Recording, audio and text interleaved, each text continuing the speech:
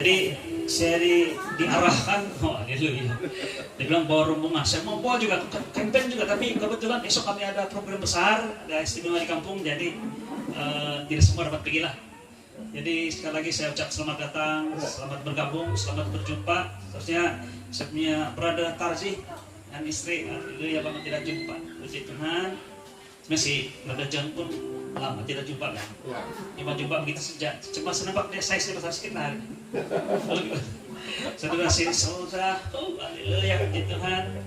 Pinai pemilih tiga, kita sudah kenalan hari itu nak, sekarang kita jumpa lagi. Tuhan. Jadi saya dibagi tema, yaitu temanya ditakluki oleh kasih Kristus. Dan jika saya lihat firman Tuhan ini terdapat dalam 2 Korintus pasal 5 ayat 14.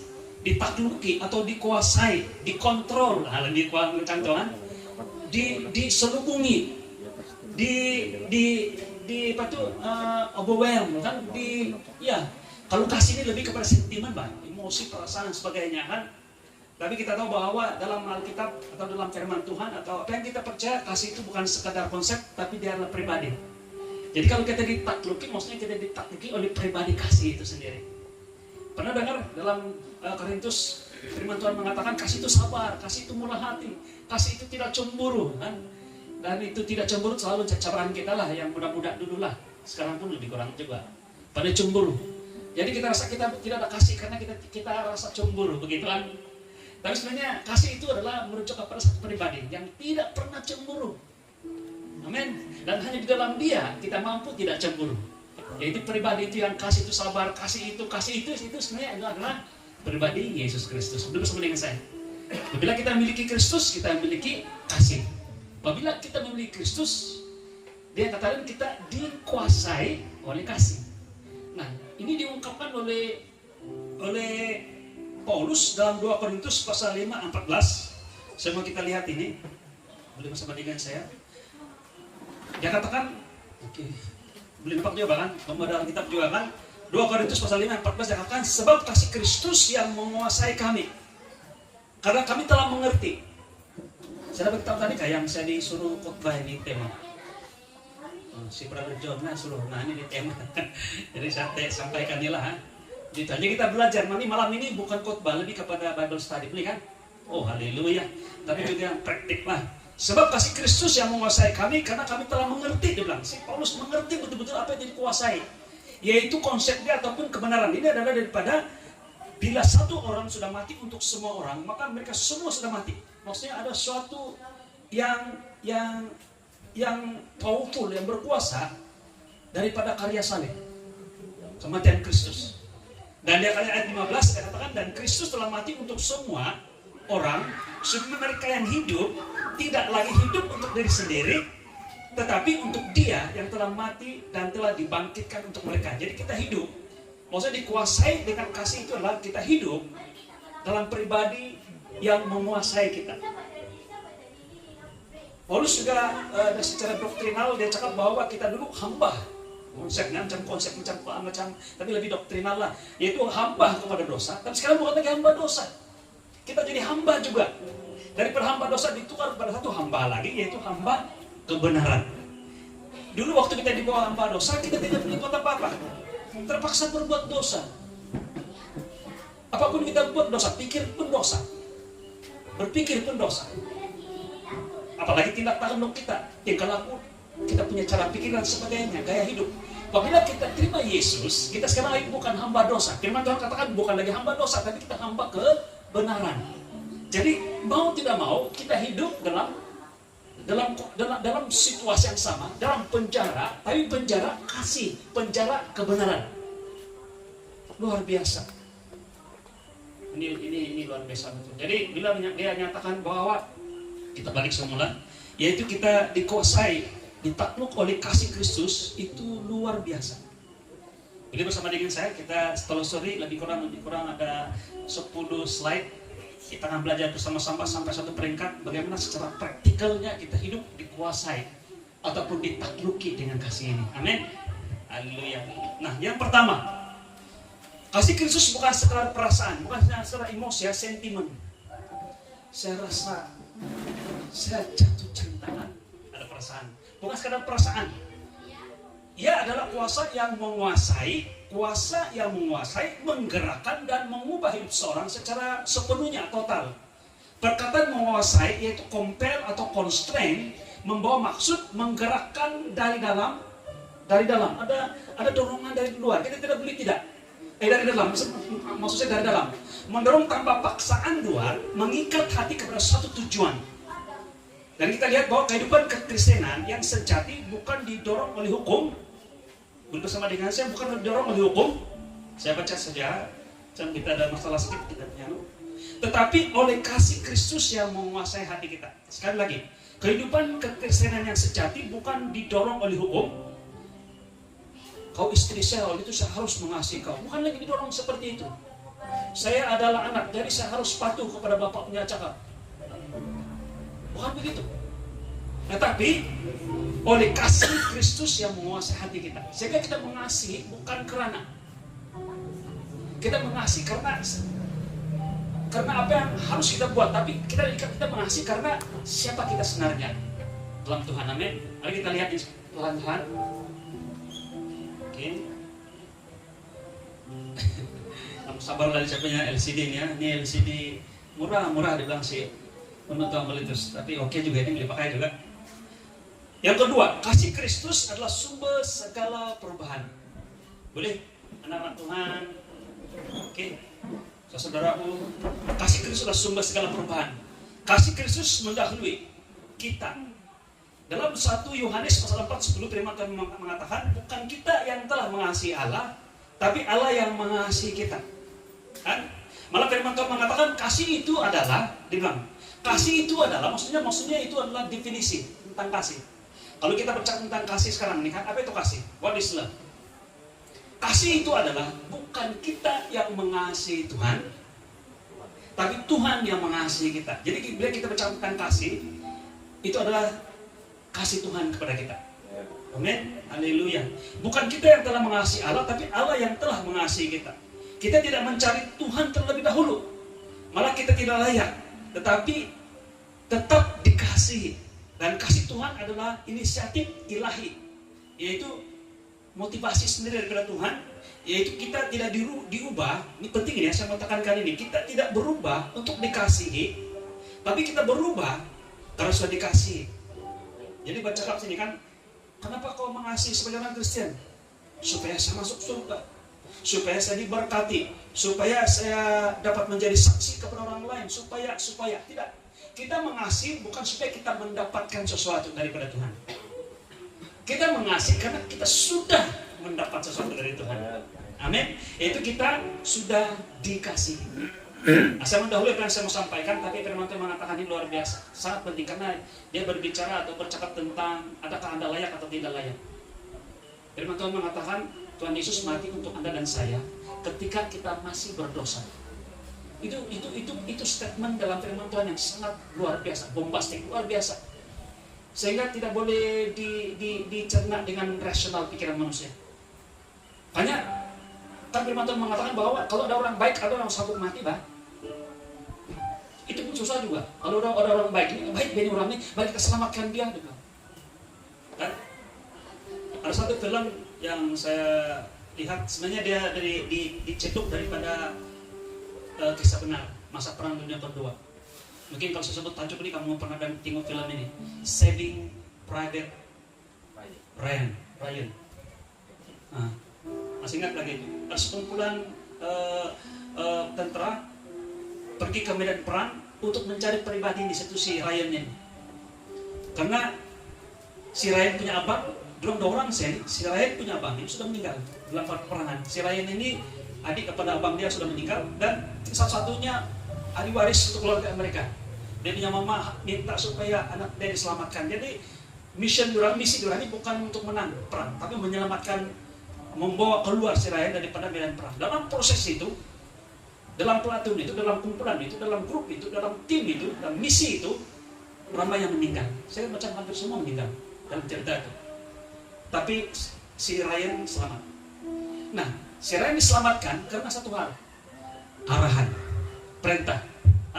Waktu itu saya tidak tahu apa itu, dia punya pangkat itu kapten, tidak tahu. Dan diarahkan, dia bilang, ini misi yang paling unik dia bilang. Tapi dia mesti patuhi karena arahan. Kita mengasihi bukan karena arahan. Atau lebih tepat lagi, kita diselamatkan bukan karena kita baik. Bukan ada sebab tertentu, ada orang arahkan supaya kita diselamatkan. Tapi karena kasih Tuhan yang luar biasa. Saya mau tambah ini, boleh tentang kasih Tuhan. Saya mau kita gambarkan betapa besar kasih Tuhan untuk Anda dan saya. Sebenarnya kalau boleh kan kita punya sentral atau senter kehidupan kita hanya pada kasih Yesus Kristus. Kalau kekristenan, kalau kita bicara tentang Kristen tentang kasih Tuhan kepada saya. Masih ingat lagi tentang satu cerita ilustrasi yang diberikan oleh Yesus sendiri tentang kerajaan Allah, kerajaan surga lebih tepat. Yang ada seorang pedagang pergi berdagang, kemudian bertemu dengan satu harta terpendam atau tersembunyi, satu ladang. Dan dia ingin memiliki ladang tersebut. Dia memiliki harta tersebut. Dia pendamkan dan dia percaya kalau saya mau kasih lakukan, dia ya saya mau betul-betul harta. Begitu dia punya situasi. Akhirnya dia buat keputusan.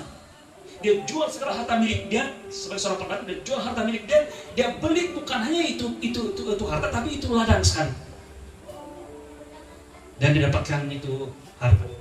Kemudian ilustrasi yang kedua tentang mutiara yang hilang.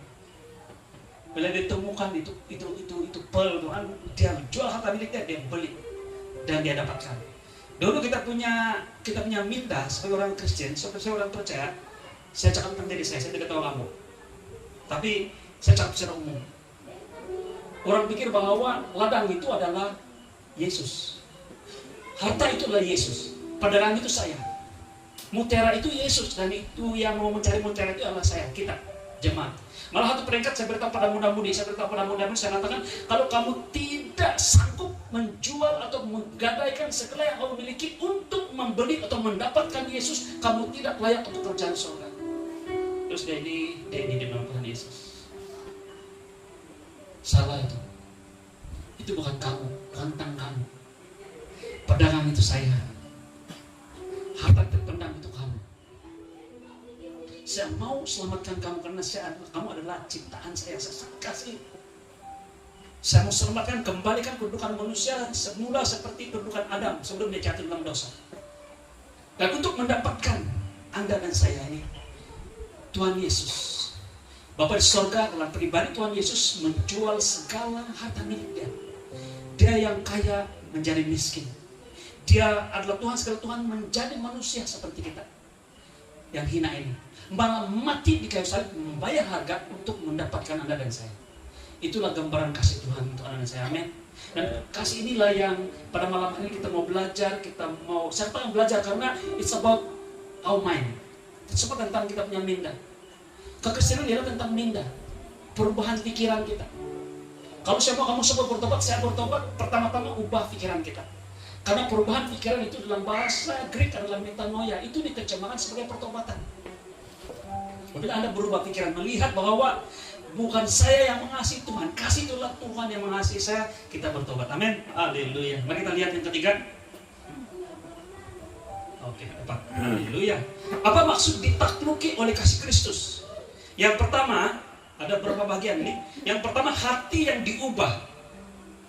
Saya mau kasih synchronize apa yang saya cakap tadi, bukannya hati tapi cara pikir kita, worldview kita, cara kita pikir, cara kita memahami. Nah, saya beritahu kamu, kita di dunia ini kita dibombat, kita diterima, kita menerima input daripada cara pikir dunia. Dari kita dididik dari kecil lagi tentang konsep kasih, tentang konsep kebenaran, tentang konsep kejujuran, keikhlasan dan sebagainya. Semua yang kita diajar. Malah satu peringkat ada budaya yang mengajar tentang penghukuman ataupun revenge ataupun pendendam dan sebagainya, balas dendam dan sebagainya. Kita diajar seperti itu. Bila kita pergi sekolah, kita diajar lagi, masuk lagi cara pikir kita dengan cara pengajaran dunia ini. Contoh antara lain ialah evolusi. Tapi kita percaya pada creation. Kita percaya pada penciptaan, bukan proses evolusi dari monyet kepada manusia. Dan seakan-akan itu menjadi fakta sekarang ini.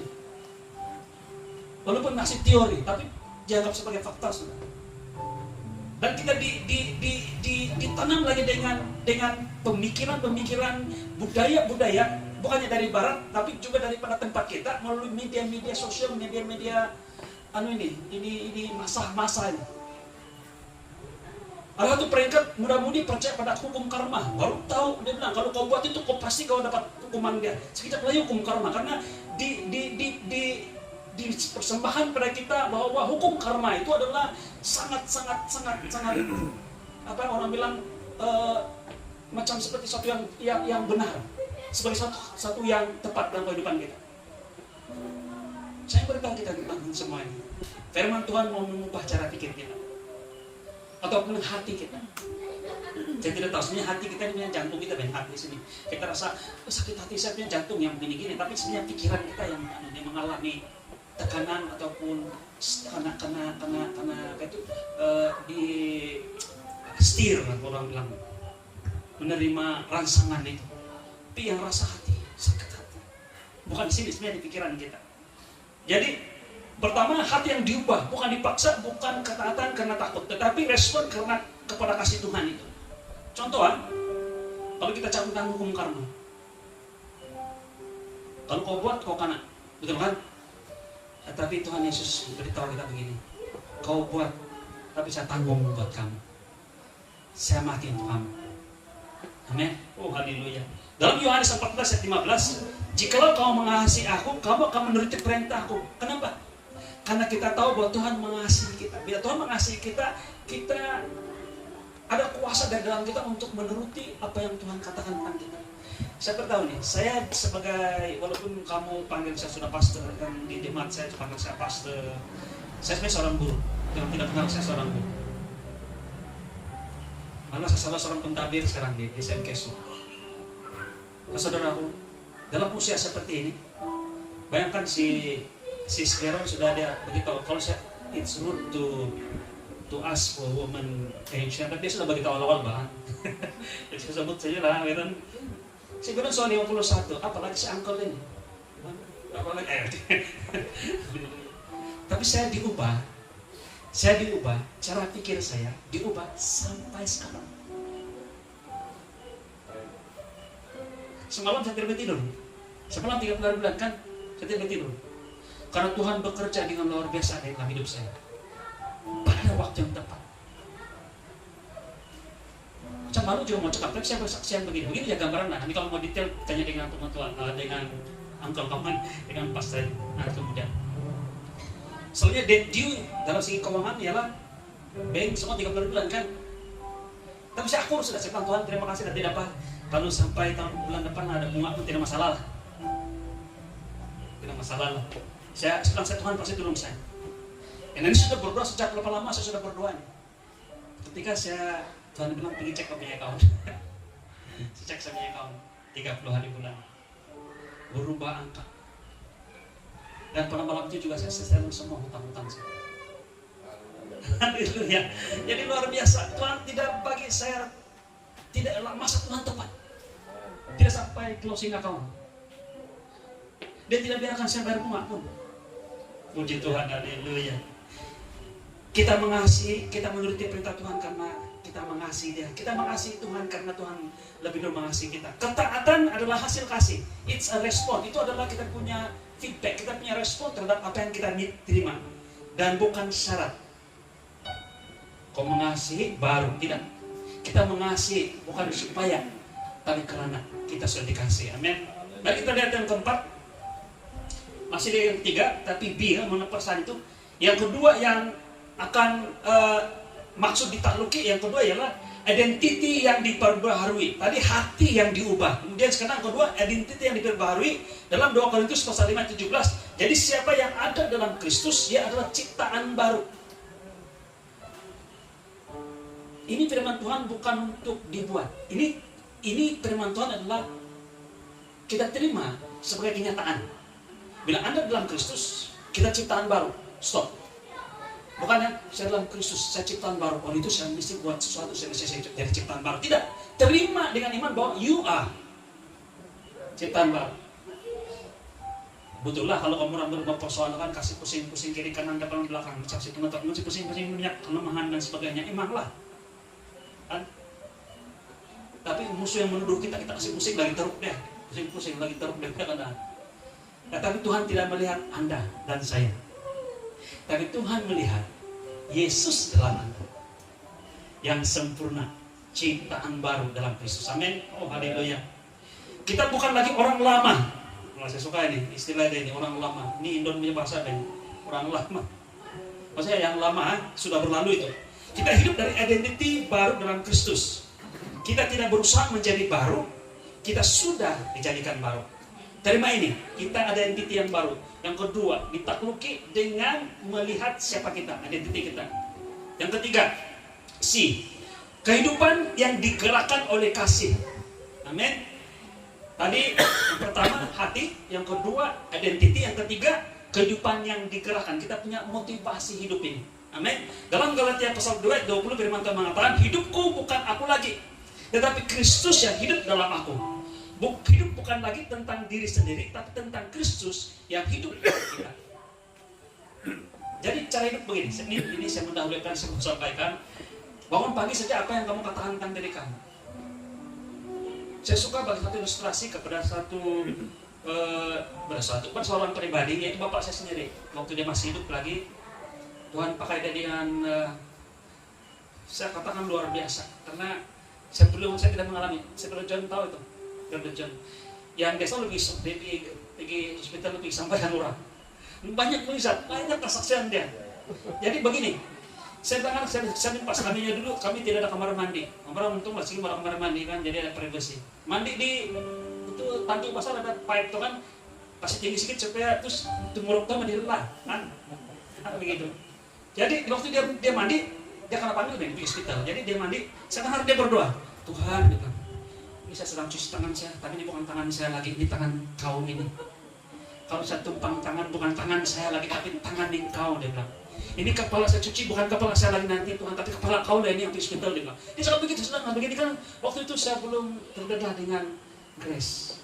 Tapi saya bilang, luar biasa juga iman si bapak ini. Tapi itulah senang yang betul. Amin. Yaitu bila kita ditaklui oleh Kristus, kita digerakkan oleh kasih Kristus, dan siapa kita di dalam Kristus. Bukan kamu lagi, tapi siapa kamu dalam Kristus. Amin. Haleluya. Hidup bukan lagi tentang diri sendiri, tapi tentang Kristus yang hidup dalam kita. Jadi bila kita tumpang tangan, kita katakan, Tuhan, this is not my hand, this is yours. Dan bayangkan jika tangan Tuhan yang menyentuh pribadi-pribadi yang memerlukan. Lumpuh berjalan, buta melihat, malah yang mati dibangkitkan. Malah tidak sentuh tangan pun, jumpai saja baju Yesus saja. Haleluya. Mari kita lihat yang keempat, bukti orang yang ditakluki kasih Kristus. Ada bukti ini, ada nampak, ada saksian. Haleluya. Yang pertama, hidup tidak lagi berpusat pada diri. Bersama dengan saya, tidak berpusat dengan diri kita sendiri lagi. Dalam 2 Korintus pasal 5 ayat 15 dia katakan supaya mereka yang hidup tidak lagi hidup untuk diri sendiri. Maksudnya ada fokus yang berubah. Kita hidup untuk Kristus. Sehingga apapun yang kita buat, seperti kita melakukannya untuk Kristus. Malah dalam 1 Petrus, silap saya, kasih betul saya, dia katakan jika ada orang mau berbicara, kan, biarlah dia berbicara seperti dia berbicara menyampaikan firman Tuhan. Haleluya. Jadi kalau kamu cara begitu, mudah-mudi kamu tidak sembarangan dari guna lidah kita untuk hal-hal yang remeh-temeh, malah yang sembrono. Jadi bersama dengan saya. Kalau ada orang yang berbicara, mau bercakap saya ini, mau pergi mengepost sudah dia, mau post di TikTok sudah. Kalau ada yang berbicara, seperti menyampaikan firman Tuhan. Oh haleluya Tuhan. Dan saya percaya itu bukan puasa yang dari luar, tapi dari hati kita, karena kita dikasih, kita ditaklui oleh kasih Kristus. Fokus kita berubah dari aku kepada Kristus. Nah, bukti yang kedua, B, yaitu kita mengampuni. Oh haleluya, luar biasa. Saya punya masalah secara pribadi hal ini, yaitu mengampuni. Tapi Tuhan tahu yang si Denny ini keras hati. Nah Tuhan guna pribadi sekeliling mendekati, dia katakan, Tuhan, bukankah, dia bilang, tidak kasih firman Tuhan. Waktu itu saya macam yang hesitate, itu yang saya menuntut keadilan, Bang. Kan kalau dulu mau pergi anak negeri mau menuntut keadilan. Tapi apakah nilai pengampunan itu?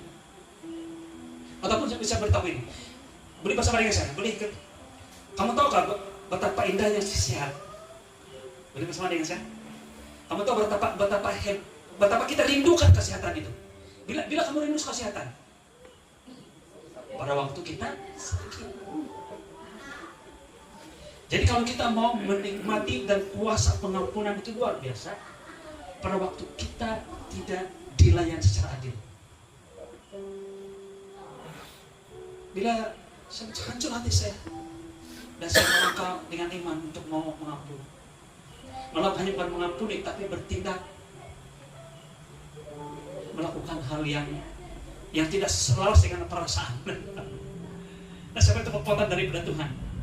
Dalam Efesus pasal 4 ayat 32 firman Tuhan mengatakan, tapi hendaklah kamu ramah seorang terhadap yang lain, penuh kasih mesra dan saling mengampuni, sebagaimana Allah dan Kristus telah mengampuni kamu. Kenapa? Karena kita sudah diampuni. Kalau siapa saya yang mau menghakimi, sedangkan saya sendiri tidak dihakimi. Amin. Mengampuni bukan karena layak, tetapi karena kita sudah diampuni. Boleh bersama dengan saya? Haleluya. Lalu kita lihat yang ketiga, bukti orang yang ditakluki kasih Kristus, yaitu mengasihi orang lain secara aktif, bukan secara teori. Maksudnya kasihan diorang, itu teori itu. Kasihan diorang kan, tapi tidak membulurkan bantuan. Dan inilah yang isu dalam kitab Yakobus. Betul Yakobus yang tidak berjalan di atas apa yang dia percaya, kan? Oh, oke, bagus. Oke, saya ada masalah. Oh, ada masalah. Oke, ada masalah apa? Lapar. Oke, pilihlah dan semoga kau kenyang. Tapi tidak membunuhkan sesuatu. Tidak praktikal, kan? Dalam Yohanes pasal 13:34, aku memberikan perintah baru kepada kamu supaya kamu saling mengasihi. Nah, kenapa Tuhan memerintahkan kita untuk saling mengasihi? Karena dia tahu kita mampu lakukan. It's all about faith. Melangkah dengan iman. Supaya kamu saling mengasihi sama seperti aku telah mengasihi kamu, demikian pula kamu harus saling mengasihi. Saya suka kata ini. Harus saling mengasihi. Karena Tuhan lebih dahulu mengasihi kita. Amin. Luar biasa. Dan yang keempat, bukti orang yang ditakluki oleh kasih Kristus, hidup dalam damai dan keyakinan. Ada shalom, peace. Dalam bahasa Greek, Irene. Irene. Sebenarnya namanya Irene bagus. Peace, shalom. Amin. Ada keyakinan dalam diri kita. Tidak lagi hidup dalam rasa bersalah dan tidak terikat dengan masa lalu. Tidak terikat dengan masa lalu. Kecuali hal-hal yang baik hadir. Tidak terikat dengan masa-masa lalu. Boleh bersama dengan saya? Kita adalah ciptaan baru. Yang baru sudah datang, yang lama sudah berlalu. Amin. Roma 8 ayat 1 dikatakan demikian sekarang. Saya suka ayat ini. Paling banyak kalau saya berjumpa di ayat ini, saya suka ini betul-betul. Dia katakan tidak ada penghukuman bagi mereka yang ada dalam Kristus Yesus. Nah, ada terjemahan seterusnya yang mengatakan yang melakukan sesuai dengan. Tapi terjemahan asal dia itu adalah titik di situ. Yang ada dalam Kristus. Tidak ada penghukuman bagi mereka yang ada dalam Kristus. Kan? Jika dia dapat melakukan atau menurut perintah ataupun melakukan yang baik, maka dia tidak ada penghukuman. Itu redundant dalam bahasa Inggris. Itu mau cakap yang dia tidak penghukuman, tidak penghukuman karena dia bagus kan. Tapi ayat ini hanya berarti tidak ada penghukuman kepada orang dalam Kristus walaupun dia gagal. Bersama dengan saya. Walaupun dia gagal. Tapi oleh karena dia dalam Kristus, dia tidak ada pengampunan, tidak ada penghukuman. Ayat ini luar biasa. Terjemahan baru ini dalam bahasa Indonesia terjemahan baru ini sangat-sangat jelas. Dia katakan tidak ada penghukuman bagi mereka yang ada di dalam Kristus. Orang persoalan, kenapa? Karena dia di dalam Kristus. Jadi jangan lima perbuatan. Apapun dia punya keterbatasan, kelemahan dan sebagainya. Kalau dia dalam Kristus, tidak ada penghukuman. Masih juga mempersoalkan, tapi dia berdosa, dia salah dan salah, dia tidak sempurna. Saya bertanya kamu, di dalam Kristus. Kenapa? Karena di dalam Kristus, segala pelanggaran dia telah dihukum. Segala dosa kita telah dihukum. Tapi bukan pada diri Anda. tapi pada diri Yesus Kristus. Tuhan pernah marah dengan dosa kita. Dia pernah melepaskan segala kemarahan dan penghukuman karena dosa-dosa kita. Sepanjang hidup kamu, dosa yang kamu lakukan sepanjang hidup kamu, satu kali untuk selama-lamanya ketika Yesus mati di kayu salib. Amin. Darah Yesus menguduskan, menyucikan kita dari segala penghukuman dosa. Amin. Haleluya. Jadi dia berbicara tentang bukannya kasih, tapi juga keadilan. Tuhan adil. Tuhan tidak tutup mata dengan dosa-dosa Anda dan saya. Tetapi Tuhan menghukum dosa Anda pada pribadi pengganti Anda, yaitu Yesus Kristus. Jadi pada hari ini, rest assured, orang bilang ini. Rasa, pikir ini, terima ini, tenang, rest, bahwa tidak ada penghukuman untuk Anda dan saya lagi. Amin. Karena kita dalam Kristus. Yang kedua, dalam Roma pasal 5 ayat 1 dia katakan, sebab itu kita dibenarkan karena iman, bukan perbuatan, dibenarkan karena iman. Suka ini. Dalam gereja kita di VOB, sepanjang bulan Mei ini kita punya tema ialah iman yang hidup oleh iman. Hidup oleh iman. Jadi sepanjang khotbah kita sepanjang bulan Mei ini ialah tentang iman. Kita akan belajar tentang imannya. Jadi kita dibenarkan oleh iman bermaksud bukan dibenarkan oleh usaha atau perbuatan kita. Paulus sangat jelas dia katakan begini, jikalau kasih karunia, jikalau perbuatan, jikalau melibatkan perbuatan, saya ubah ayat ini, maka kasih karunia bukan kasih karunia lagi. Demikian juga perbuatan. Kalau dia kasih karunia, dia bukan perbuatan lagi. Atau lebih tepat lagi, jikalau ada penglibatan usaha manusia dalam pembenaran itu, maka dia bukan kasih karunia. Kasih karunia hanya kasih karunia apabila dia kasih karunia. Atau dengan kata lain, dia dibenarkan kalau oleh iman saja. Itu percaya, bukan plus perbuatan. Walaupun perbuatan itu penting sebagai kesaksian, sebagai pernyataan kasih dan sebagainya. Tapi untuk menyatakan bahwa ada damai dengan Allah, bukan oleh perbuatan tingkah laku kita. Nah, sebenarnya tidak pernah kita dapat menuntut kedamaian dari Tuhan ini dengan perbuatan kita. Sebaik mungkin pun tidak. Hanya melalui iman. Dan saya bertemu sini, saya selalu cakap dengan jemaat ini. Bila iman itu bernilai, nah, tadi juga saya seperti dia punya analogi. Bila iman itu bernilai, pada waktu perbuatan kau sempurna, tidak? Malah iman berfungsi begitu berkuasa, begitu efektif pada waktu kita gagal. Karena kita hanya mengharapkan, percaya pada kasih Tuhan, bukan tentang kita, tapi tentang Kristus. Amin. Oh haleluya. Sekali lagi, Roma 8:1, demikian sekarang tidak ada penghukuman bagi mereka dalam Kristus. Yang kedua, Roma 5 ayat 1, sebab itu kita dibenarkan karena iman, kita hidup dalam damai sejahtera dengan Allah oleh karena Tuhan kita Yesus Kristus. Maksudnya hubungan Anda dengan Tuhan tidak ada halangan, tidak ada hindrance, tidak ada itu simpang siur, tidak, lurus terus dengan Tuhan. Maksudnya apapun yang kita minta dan apa yang kita cakap dengan Tuhan, apa yang Tuhan mau beri pada kita, lancar saja. Kita hidup damai dengan Tuhan. Macam saya mau berjumpa dengan Brother John, kalau saya ada masalah dengan dia, saya bilang, teman-teman itu boleh beritahu Brother John, saya kasih ingat dia yang ada hutang saya dulu. Contohlah, ini contohnya dulu dia kan, dia saya mesti melalui pengantar, kan saya tidak, karena ada isu. Tapi kalau saya berteman dengan dia, tidak masalah, dia ada hutang, dari jauh lagi Brother, boleh bersama dengan saya. Dan dalam kebenaran ini adalah kita dengan Tuhan, no problem. Karena kita dalam Kristus dan kita dibenarkan bukan karena kita sempurna, tapi karena kita percaya. Amin, yaitu iman. Mari kita lihat, kita lanjut sedikit, nanti lama. Mengapa ramai orang belum mengalami kasih ini yang dimenalogi kita ini? Karena yang pertama, masih hidup dalam mentaliti hukum, berpikir perlu layak dahulu, hidup dalam merasa tidak cukup. Yang kedua, tidak memahami kasih karunia sepenuhnya, fokus pada usaha diri, bukan pada karya Kristus. Yang pertama tadi, hidup dalam mentaliti hukum. Sentiasa ada condemnation dalam diri kita. Selalunya berkejar tentang apa yang kita sudah buat dan sebagainya, ataupun kelemahan tubuh, kelemahan dan keterbatasan kita. Dan ada mentality hukum. Kita tahu tadi bahwa tidak ada lagi penghukuman. Amin. Yang kedua, tidak memahami kasih karunia sepenuhnya.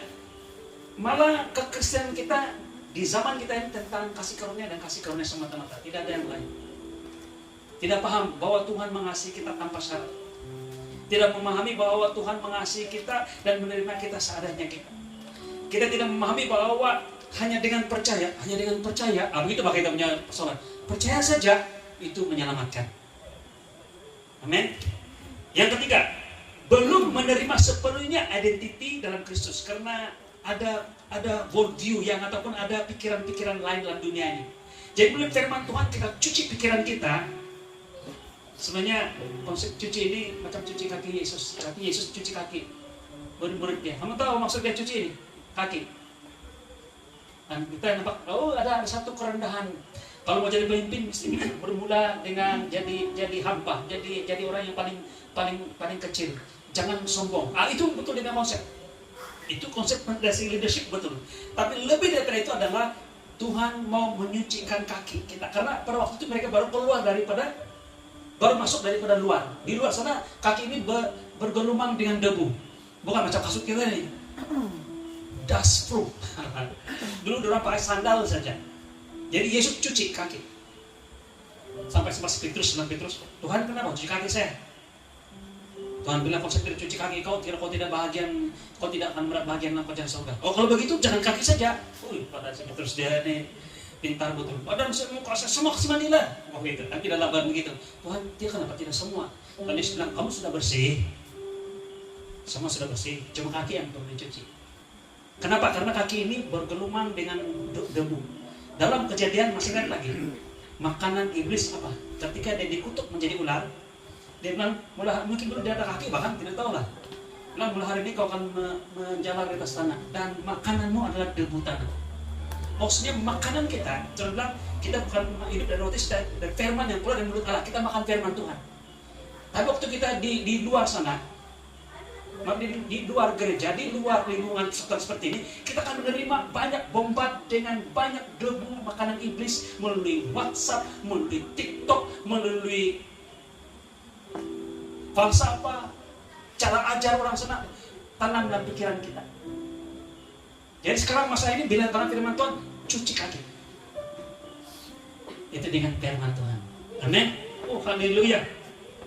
Yaitu mereka belum menerima sepenuhnya identiti dalam Kristus. Kenapa? Karena mereka pikir mereka kena hukum karma dan sebagainya. Tapi lihat, dua hal tadi. Kita hidup damai dengan Allah, tidak ada penghukuman bagi kita di dalam Kristus. Amin. Masih terlihat sebagai orang berdosa, bukan seperti orang benar. Bukan sebagai orang benar dalam Kristus. Jadi mulai hari ini, lihat, kamu adalah orang benar. Tapi pernah tua, perbuatan saya tidak sempurna. Saya mau tanya, kamu percaya Yesus? Ya, kamu orang benar. Haleluya. Malah seperti kamu, kebenaran di perjanjian baru ini, zaman kita ini, zaman anugerah, kebenaran bukan dihasilkan oleh perbuatan. Karena tidak pernah kita manusia boleh menghasilkan kebenaran. Semua telah berdosa dan kehilangan kemuliaan Allah. Tidak pernah. Kebenaran yang kita miliki sebagai orang percaya, sebagai manusia, hanya melalui anugerah. Dalam Roma 5:17, mereka yang menerima kelimpahan kasih karunia, dan anugerah kebenaran. Jadi kebenaran adalah yang kita terima sebagai anugerah, akan hidup berkuasa. Jadi beritahu sini, kita akan beritahu orang seluruh sana. Kita ada tujuan untuk menginjil. Beritahu mereka bahwa mereka menjadi orang benar, nanti orang benar diberkati, anak orang benar diselamatkan jikalau mereka terima anugerah melalui karya Yesus yang sempurna di kayu salib. Sama apa kita menginjil? Itu dah. Bukan beritahu orang supaya buat baik. Jangan usah tentang buat baik. Apabila mereka terima Yesus, mereka akan dan percaya pada Yesus, mereka akan menghasilkan buah-buah roh. Haleluya. Haleluya. Jadi mereka belum, yang pertama masih hidup dalam mentaliti hukum, yang kedua tidak memahami kasih karunia. Ini satu khotbah yang penuh lagi di pada John. Kemudian belum menerima sepenuhnya identiti dalam Kristus. Dan yang keenam, mari kita aplikasikan. Yang pertama yang boleh kita aplikasikan, haleluya, mula melangkah dengan iman. Yang pertama, renung kasih Kristus setiap hari. Bukan fokus pada kelemahan diri, tapi pada kasih-Nya yang sempurna. Tuhan, saya tahu Engkau mengasihi saya. Malah karena saya berdosa lah Engkau kasih saya. Malah Engkau mati untuk saya ketika saya masih berdosa. Apalagi saya sudah terima Yesus. Saya sudah terima Engkau sebagai Tuhan sebagai pribadi saya. Engkau mengasihi saya. Engkau mengasihi saya. Engkau mengasihi saya. Amin. Oh, haleluya. Percaya Tuhan mengasihi kamu. Yang kedua, terima kasih itu tanpa syarat. Jangan coba layakkan diri. Terima sebagai pemberian. Tuhan, saya menerima kelimpahan kasih karunia dan anugerah kebenaran ini. Saya terima. Amin. Yang ketiga, izinkan kasih itu mengubah hidup kamu dalam hubungan, dalam pelayanan, dalam perusahaan harian. Tuhan, saya serahkan hubungan saya dengan ini, kasih-Mu yang mengurus ini. Tuhan, saya serahkan pelayanan saya ini, kasih-Mu yang menguruskan ini. Tuhan, saya serahkan apa yang harus saya buat pada hari ini, keputusan-keputusan yang harus saya ambil, apalagi sebagai seorang yang ada wibawa, kan? Sebagai pentadbir, saya selalu menyala. Tuhan, biar kasih-Mu yang memimpin saya. Amin. Dan penutup terakhir. Haleluya. Haleluya besar nih kan? Kesimpulan utama, mari kita lihat. Kasih Kristus bukan sekadar untuk diketahui. Jadi ini maksudnya ditakluki, amin. Tetapi untuk dialami. Kasih itu bukan hanya menyelamatkan, tapi menguasai hidupmu. Ini bukan pilihan. Bila kamu di dalam Kristus, sebenarnya kasih itu sedang menguasai kamu. Terima ini. Macam kamu jalan nih kan, itu halo kan, bukan sini di atas aja bang. Karena itu gambaran tentang sen kan, ada yang. Tapi itu halo kita ini sebenarnya adalah seluruh tubuh kita. Dia ada, kalau yang terdekat dia halo sama orang yang tidak mengenal Tuhan, berasa luar biasa orang ini kan. Satu saksian berikan, saya tutup dengan saksian. Ada seorang hamba, saya tidak mengucap hamba lagi, anak Tuhan, tapi macam hamba Tuhan ini bahasa bagus. Steward itu pelayan bahan, tapi kita ini bukan hamba, kita anak Tuhan. Ada seorang anak Tuhan nama dia Smith Wigglesworth. Smith Wigglesworth ini orang biasa, tapi dia percaya Tuhan sayang dengan dia. Dan satu hari ketika dia berada dalam satu gerbang kereta api, di gerbang ini gerbang kelas E. Tentu dulu punya kereta api lah, bukan macam sekarang ya. Jadi di kelas elit lah. Jadi semua ahli penjagaan, bisnismen, mungkin orang-orang Anaman, sebagainya ada dia itu orang yang jemput dia untuk di buku khotbah di tempat itu bagi dia tiket sana. Dia relax saja, dia duduk begitu, tapi mulai dia duduk di situ kan, orang sudah merasakan aura yang luar biasa. Mereka merasa bahwa mereka tidak sempurna, mereka tertanya-tanya macam kamu bilang aura kan, ada bahang bah. Something wrong lah yang unik lah. Ada second glory, tapi belum tahu itu apa. Karena orang-orang yang tidak mengenal Tuhan ini merasa sebaliknya, mereka merasa macam mereka ini yang kenapa saya macam kecil gitu di depan orang ini. Jadi dia bangun, dia bikin tandas, dia bangun. Bila dia limpas di tengah-tengah gerbang tuh, ini kesaksian orang lain nih. Makin dia dekatkan, makin dia rasa tuh bahang, dia semua ini orang ini macam daging barang bahang gitulah, macam itu. Ada power. Tapi dia biasa saja, dia pergi. Lepas itu dia balik tandas, dia masuk balik, dorong tidak tahan sudah. Tapi sebenarnya bukan semua tahu yang dorong semua perasaan yang seorang-seorang nih, tapi apabila yang seorang yang paling dekat dengan pintu, dia pegang tangan dia.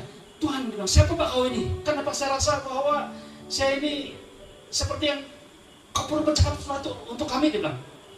Macam lain kami rasa. Bila orang ini cakapkan, yang sana bilang, iya saya pun, dia bilang. Terus si Smith Wigglesworth tahu yang Tuhan sedang bekerja. Akhirnya dia bilang, saya adalah hamba Tuhan. Dan dalam itu hamba Tuhan. Saya adalah anak Tuhan. Saya datang sedang berpergian untuk pergi berkhotbah satu tempat, tapi nampaknya Tuhan mau saya berkhotbah di sini. Dia berkhotbah di gerbang itu dan semua orang bertobat. Orang-orang bisnis dan sebagainya. Saudaraku, kuasai kasih yang kita terima ini. Amin. Bukan sekedar untuk kita tahu, tapi untuk kita alami. Amin. Kasih itu bukan hanya menyelamatkan, tapi menguasai hidup kita. Ada halo, ada kuasa bersama dengan Anda dan saya. Bila seorang ditakluki oleh kasih Kristus, yang pertama-tama hidupnya berubah. Pasti ini. Jangan usahakan untuk berubah, tapi percaya bahwa Anda sudah berubah. Amin. Amin. Percaya ini. Dan hatinya dipulihkan dan tujuannya diperbaharui. Saya tambah di sini. Orang lain juga tahu perbedaan atau sesuatu yang istimewa dalam diri Anda dan saya. Amin. Itulah maksudnya ditakluki dengan kasih Kristus. Haleluya. Mari tunduk kepala semua, kita berdoa.